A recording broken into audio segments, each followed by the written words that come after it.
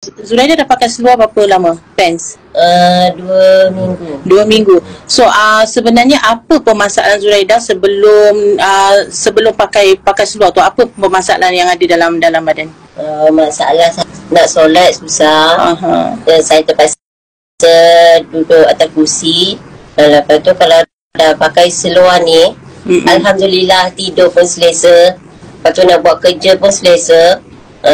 Sebab seluar ni macam, yelah kalau pakai gedel tu kan dia ada macam ada tulang kan, ada tulang kat belakang. Macam seluar ni kita selesa lah nak bisa bangun duduk okay. Kita selesa. So difahamkan sebelum ni memang ada doktor kata ada masalah apa dalam dalaman?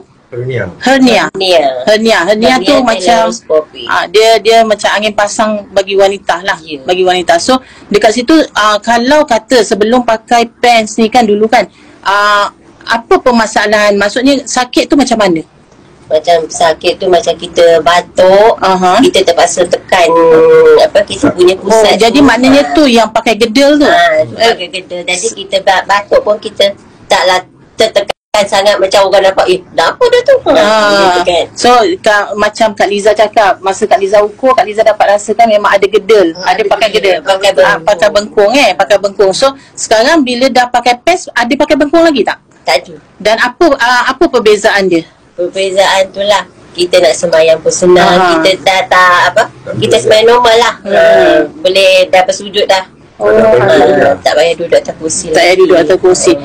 Selama berapa lama tu yang sebenarnya yang duduk atas kursi tu? Dalam 2 tahun jugalah. Sebab lepas pada suami saya sakit tu, jadi saya punya badan naik. Lepas tu lah menjadi macam kita punya berat badan tu kan tak dapat ampunkan kita punya rasa sakit perut tu. Sebenarnya sebab lagi pun dalaman tu memang ada masalah. Bila kita batuk, itulah yang saya sakit. So sekarang tak pergi hospital lagi? Buat masa ni saya postpone sebab kena turunkan berat badan dulu.